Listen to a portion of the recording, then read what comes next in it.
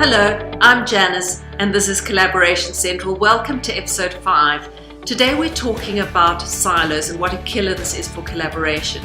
Yet so many organizations still deploy this structure. Why is it such a collaboration killer? Well, if you've worked within these kinds of structures, you'll know that within departments in a siloed environment, there's a real tendency to create an own language, an own culture. So when that interdepartmental collaboration requirement comes along, it's really tough. They're lengthy meetings, probably a lot more lengthy than required. There's not a common language. It's a lot about our department and my job, and collaboration becomes almost impossible. This is never going to serve the overall needs of the organization. So what are some of the telltale signs that it's a siloed environment where little collaboration is taking place?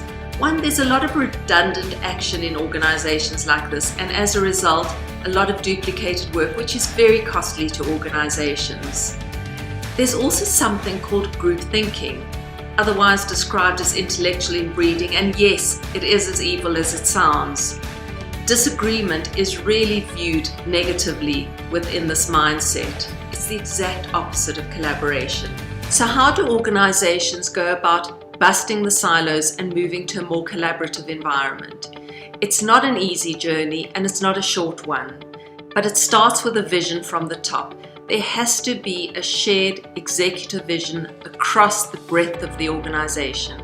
Once that executive vision is solidified across the breadth of the organization, the journey from silo busting to collaboration is a fairly detailed one, and I'm going to share that in next week's episode.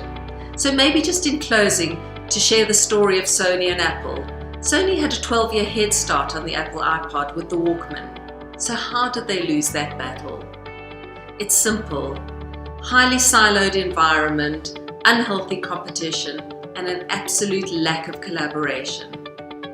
The rest is history. Thank you for joining, and see you next week.